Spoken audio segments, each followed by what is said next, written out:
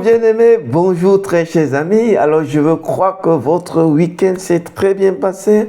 Nous sommes très heureux de pouvoir nous retrouver encore en ce lundi matin dans le cadre de notre partage quotidien de la parole de Dieu, un jour un verset.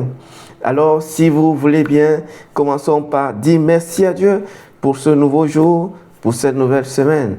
Et surtout lui confier cette semaine, ce jour.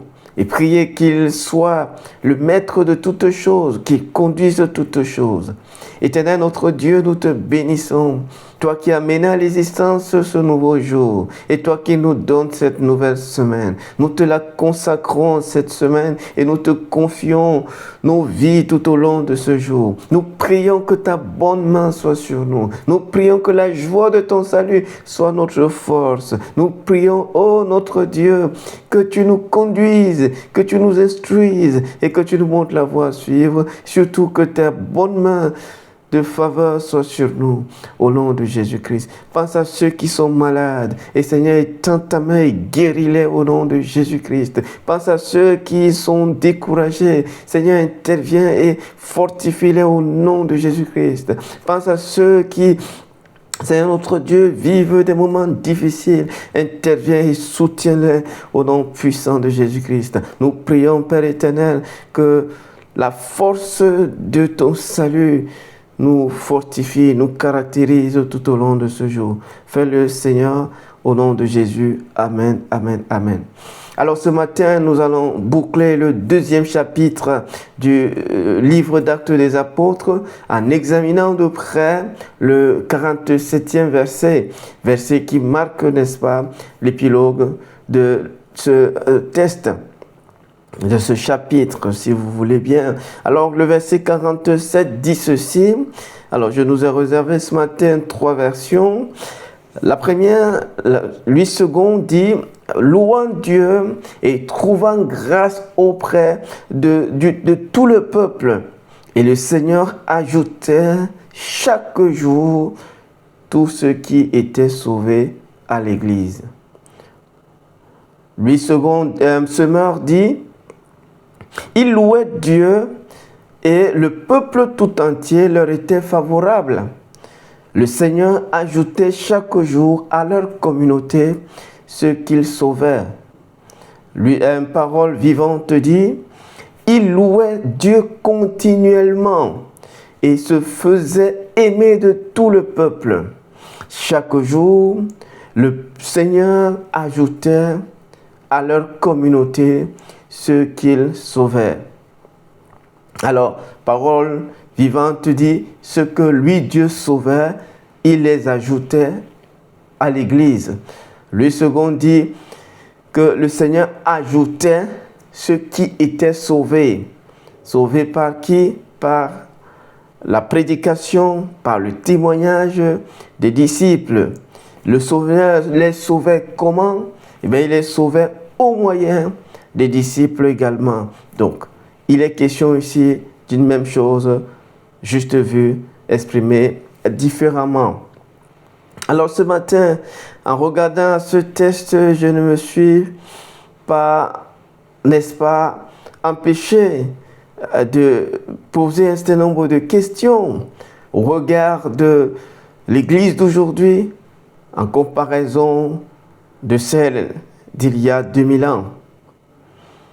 Qu'est-ce qui explique que cette Église du Seigneur pouvait trouver grâce auprès du peuple, auprès des gens du monde, on va dire? Et aujourd'hui, est-ce qu'on peut dire que l'Église est admirée par les gens du dehors? La deuxième question qui m'a taraudé, c'est celle qui consiste à considérer de près cette croissance quotidienne en nombre de l'Église. Est-elle une réalité aujourd'hui? L'Église connaît-elle cette croissance quotidienne dans ses effectifs? Certainement, dans certaines dénominations, certainement dans certains milieux. Mais est-ce que c'est véritablement une réalité aujourd'hui. Et donc c'est autour de ces deux questions que nous allons, n'est-ce pas, partager un certain nombre de principes autour de ce verset. Alors on regarde à ce verset et on se dit, qu'est-ce qui peut expliquer une telle admiration du peuple du dehors à l'endroit de cette foule de disciples? Nous avons vu les versets précédents et ce qu'ils ont mis en lumière. Une vie merveilleuse qui caractérisait ces disciples. Nous avons vu comment est-ce que l'introduction d'une nouvelle économie s'est mise en place et comment est-ce qu'elle s'actualisait, comment est-ce qu'elle se manifestait. Nous avons vu comment l'amour était au service des disciples. Nous avons vu comment l'ordre de priorité avait complètement changé. Ceux qui aimaient le matériel, désormais, avaient remis à sa place l'humain. Ceux qui étaient attachés à des maisons, ceux qui étaient attachés à des lopins de terre, désormais, au nom de Christ, pour le nom de Jésus, pouvaient aimer leurs frères et veiller à ce que leurs besoins quotidiens soient pourvus.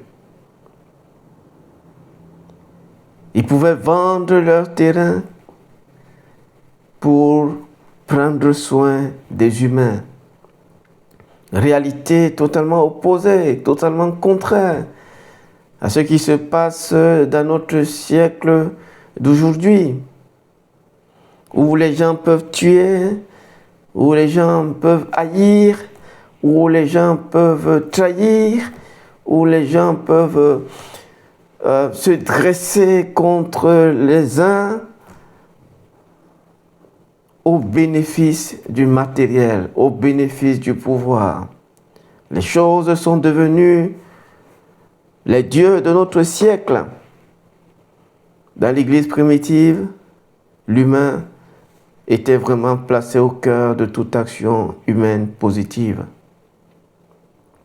Et donc quand on regarde à ce texte, on voit quand même quelques éléments qui nous révèlent le secret, non seulement de cette admiration du peuple à l'endroit de l'Église, mais aussi de cette croissance, n'est-ce pas, quotidienne en effectif de l'Église. Mais quand on regarde justement, parce que il y a quand même quelque chose qui est intéressant à mentionner. Je ne me suis pas empêché, une fois de plus, à faire un rapprochement entre ce que l'apôtre Paul décrit dans Romains chapitre 8, du verset 19 au verset 20. Quand il dit que le monde attend avec ardent désir la manifestation, la révélation des enfants de Dieu. Et ici, on voit que cette parole s'accomplit littéralement. Les gens du peuple pouvaient tourner leur regard vers l'Église et admirer cette vie extraordinaire qui est vécue parmi eux. Les gens du monde pouvaient être facilement influencés positivement par une vie de qualité qui émanait de l'Église. L'amour mutuel, le partage, le bon sens, la cordialité, la simplicité, l'humilité, la charité qui caractérisaient cette Église attiraient des regards admiratifs de la part de ceux qui ne sont même pas disciples. Pourquoi est-ce que nous n'avons pas cela aujourd'hui? Pourquoi est-ce que nous n'arrivons pas à connaître cette croissance quotidienne? Est-ce que cela signifie que nous ne sommes pas en train de manifester notre chrétienté, c'est-à-dire le fait que nous sommes soumis à Christ, nous respectons les recommandations du Christ? Rappelez-nous Dans Jean chapitre 13, verset 34 au verset 35, Jésus a clairement dit à ses disciples, aimez-vous les uns les autres, c'est ainsi qu'ils reconnaîtront que vous êtes mes disciples. Ils apprécieront ma présence en vous lorsqu'ils verront cet amour mutuel se manifester. Et l'Église primitive s'est saisie de ces paroles, enseignées par les apôtres qui ont été des témoins vivants de ces principes que Jésus a communiqués.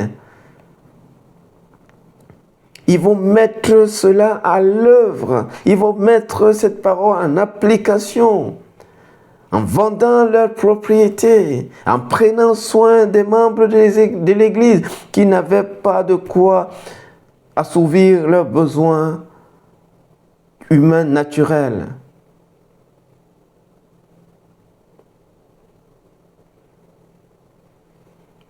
Jésus avait dit que nous sommes la lumière du monde. Nous sommes le sel de la terre. Que lorsque le monde verrait nos bonnes œuvres, ils se tourneraient vers Dieu et le glorifieront.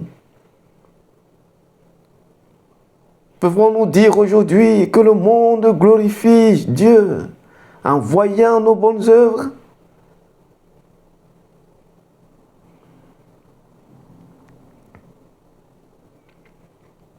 Je crois qu'on est un peu loin de la plaque sur ce terrain-là. Les églises se déchirent aujourd'hui. Elles se calomnient.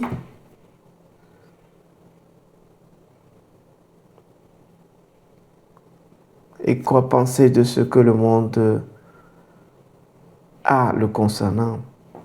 Et donc ce matin, rapidement, j'aimerais nous partager 12 principes en rapport avec ce verset. Au passage, je l'ai intitulé « Le secret de la croissance quotidienne ». Alors, elle est numérique dans ce test, mais elle peut être pluridimensionnelle. Elle peut toucher notre caractère. Le secret pour grandir dans le caractère en Christ, dans la ressemblance à Jésus. Le secret pour grandir dans notre amour pour le Seigneur. Le secret pour grandir quotidiennement dans nos effectifs en tant qu'Église. Dans la qualité de vie de Dieu. Quel est ce secret? Eh bien, c'est ce que ce verset place devant nous. Premier principe à intégrer, c'est que il est possible d'être chrétien et trouver faveur aux yeux des gens du monde. Il est possible d'être chrétien, d'être un vrai chrétien et trouver faveur aux yeux du monde.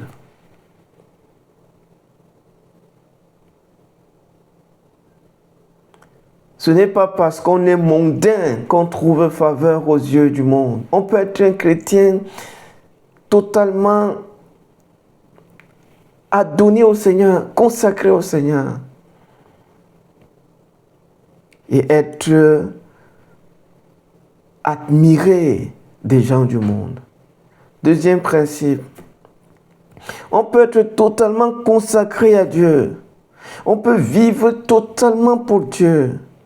Et avoir des regards admiratifs des gens de ce monde. Quand ils verront vos bonnes œuvres, ils glorifieront Dieu. Quand ils verront l'amour mutuel entre vous, ils me reconnaîtront en vous. Ils sauront que vous êtes mes disciples.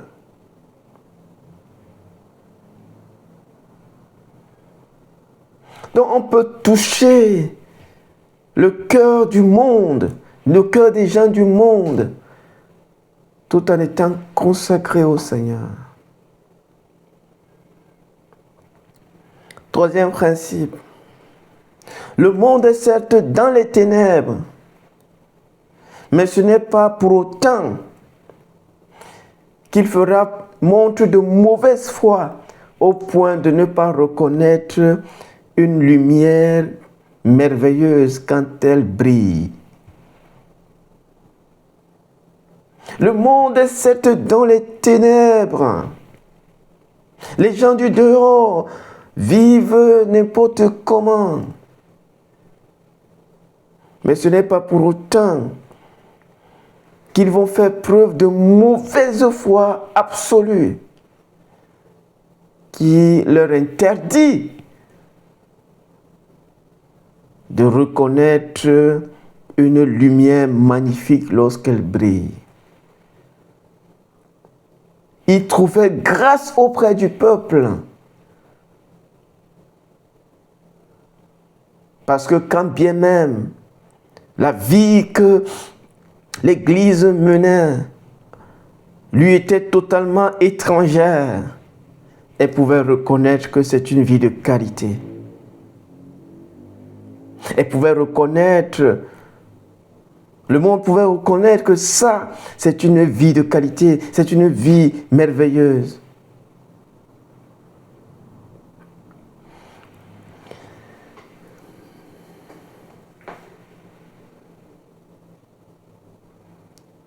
Ils reconnaîtraient Jésus en les disciples grâce à l'amour mutuel qu'ils se manifesteraient les uns à l'égard des autres. Grâce à l'amour pur. Et depuis le verset 43 jusqu'au verset 46, c'est ce que nous avons été à voir. Ils se soutenaient les uns les autres. Ils s'aimaient mutuellement.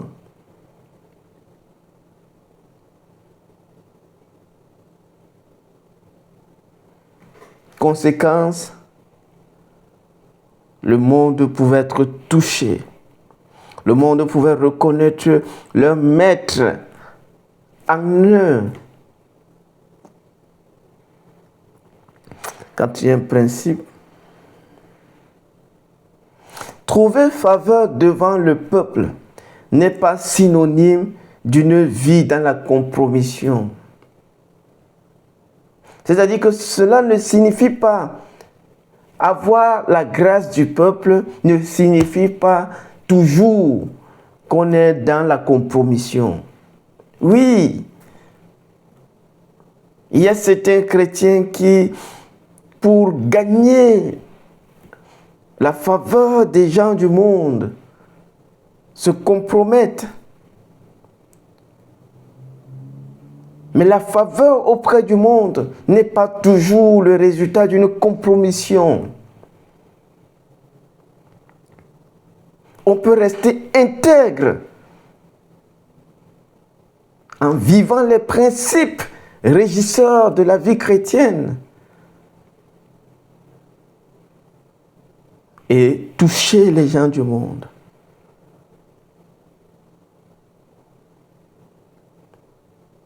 Et attirer de l'admiration de la part des gens du dehors. Donc on n'attire pas toujours l'admiration des gens du dehors en se compromettant.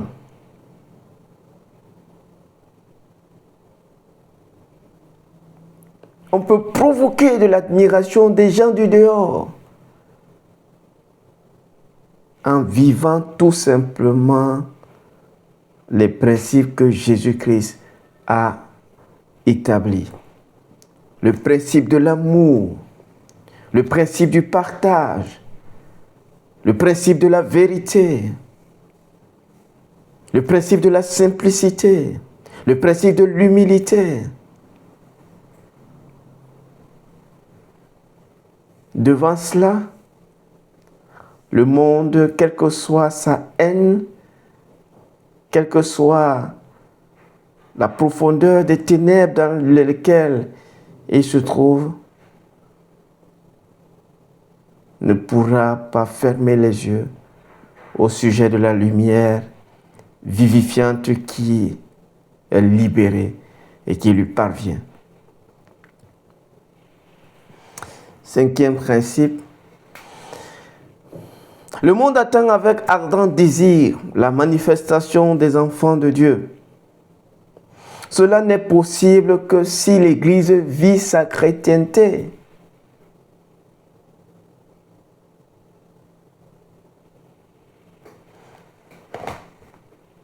L'Église influence naturellement le monde lorsqu'elle vit sa chrétienté.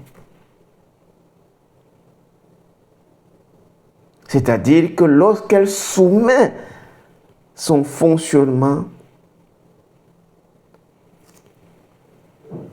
d'après les principes que le Seigneur Jésus-Christ a établis.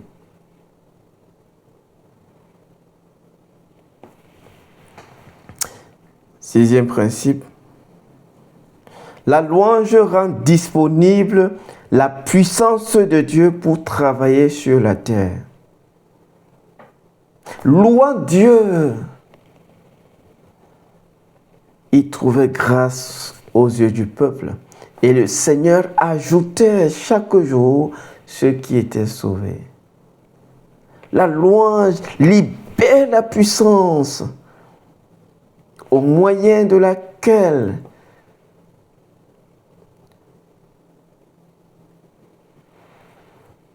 l'Église travaille de la part de Dieu sur la terre.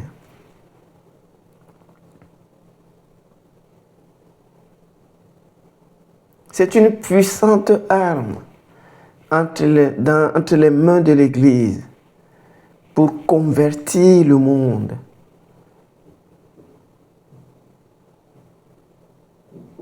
Pour ériger une barrière contre l'avancée de l'homme, du mal, du péché.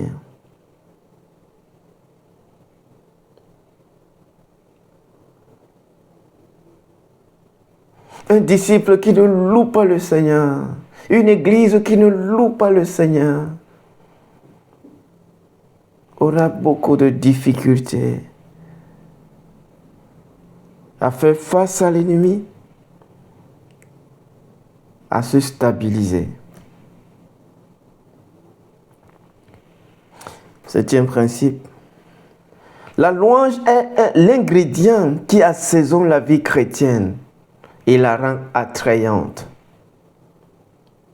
La louange est l'ingrédient qui assaisonne la vie spirituelle, la vie chrétienne et la rend attrayante, agréable, attractive même. Qu'est-ce qui faisait que les gens du dehors apprécient tant l'Église? Eh bien, la louange. C'est cet ingrédient-là qui libérait une saveur, une senteur,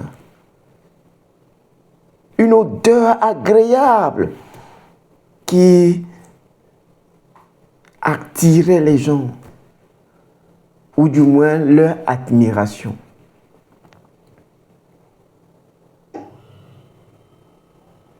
La louange dans nos vies individuelles, collectives, est importante parce que c'est elle qui fait même la particularité de la vie chrétienne. C'est elle qui rend attractive la vie chrétienne. En voyant l'Église louer le Seigneur, les gens du dehors, religieux de leur état, pouvaient apprécier le spectacle qui se déroulait devant eux. Apprécier la vie réelle, concrète et puissante et profonde qui se manifestait sous leurs yeux.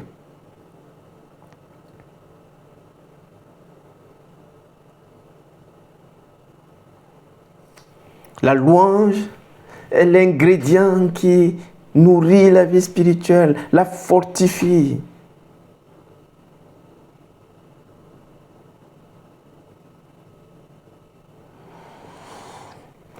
Huitième principe. La louange continuelle au Seigneur est un état d'esprit du disciple à l'égard du Seigneur. On ne loue pas seulement parce que les bonnes nouvelles nous parviennent. J'aime Habakkuk quand il dit, même si le figuier ne produit rien, même si les étables sont vides, même si l'olivier n'a plus aucune olive, je me réjouirai en l'Éternel, je célébrerai le nom de mon Dieu. C'est un état d'esprit, c'est une attitude de cœur du disciple à l'égard de son Seigneur. On ne loue pas seulement quand on est en joie, mais parce que on loue, on est dans la joie. La louange produit la joie.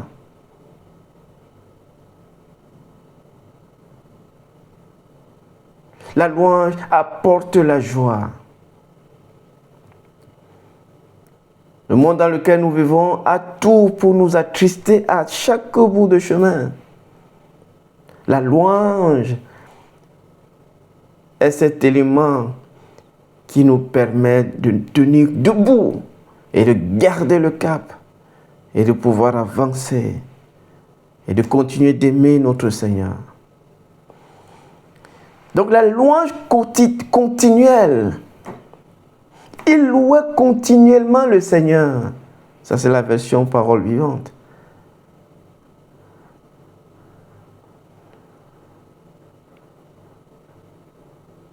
Il y avait des pauvres dans ce groupe, mais tous louaient le Seigneur.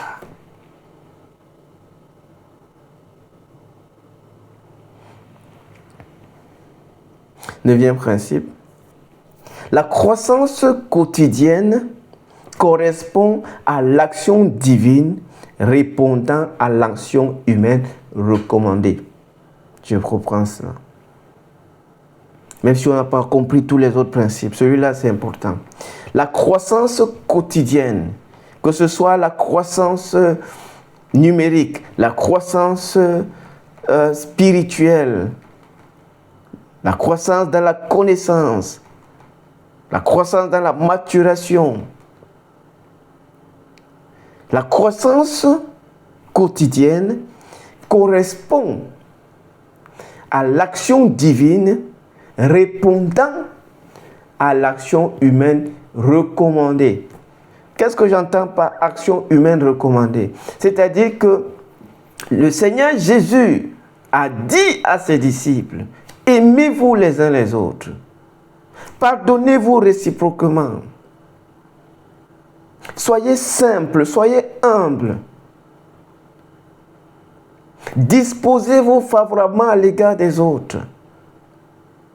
Voilà les choses que le Seigneur a recommandées. Quand les disciples donc s'approprient ces choses, ces principes-là, et les matérialisent, alors ils donnent à Dieu de quoi agir pour les bénir. Donc, la croissance quotidienne qui est présentée dans ce verset correspondait à l'action divine répondant à l'action humaine recommandée.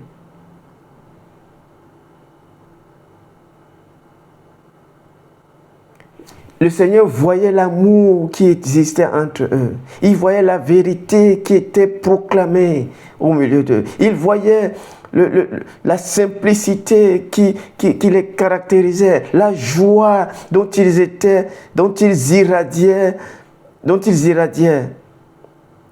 Et quand il a vu tout cela, lui-même entrait en scène et travaillait au milieu des disciples en convainquant de péché, de justice et de jugement, en conduisant les gens à accepter la repentance, en conduisant les gens à accepter le baptême et à être intégrés dans l'Église. Ce n'était pas une croissance hasardeuse. Ce n'était pas une croissance qui relevait d'une baguette magique agitée. C'était une action humaine rendant disponible la puissance de Dieu pour accomplir ces choses.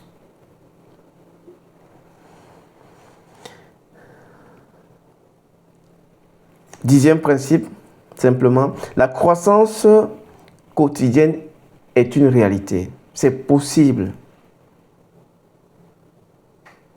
Onzième principe, le Seigneur bâtit son Église au travers des disciples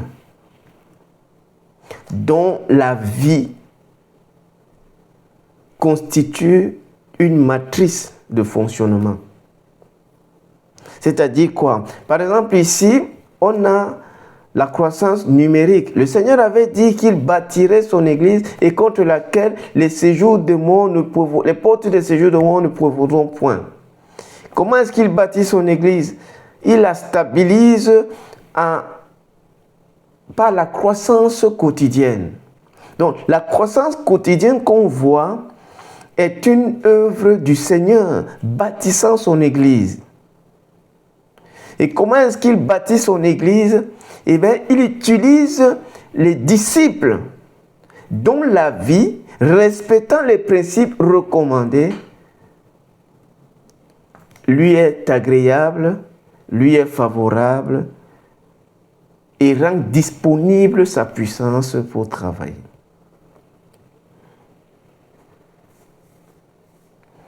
Douzième principe.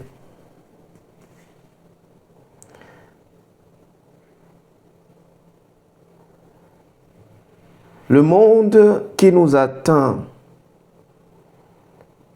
ne sera touché que lorsque nous nous serons résolus à vivre suivant les principes que le Seigneur a donnés. Les principes de l'amour, les principes du partage, les principes de l'altruisme, les principes de la vérité, de la louange. Si le monde continue d'attendre aujourd'hui, c'est certainement parce que l'Église s'est éloignée de cela, de cette vie. Elle s'est éloignée de sa vocation.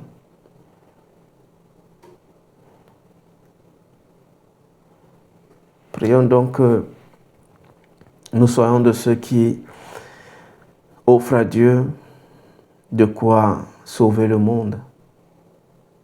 C'est-à-dire cette vie qui lui est agréable, au moyen de laquelle il peut transiter pour atteindre les gens du monde. Prions tout simplement. Nous te bénissons, te rendons grâce, Seigneur notre Dieu, pour ta parole ce matin, qui a placé devant nous la louange, la chrétienté comme principe pour expérimenter une croissance quotidienne. Nous voulons être cette Église qui offre à Dieu de quoi sauver le monde.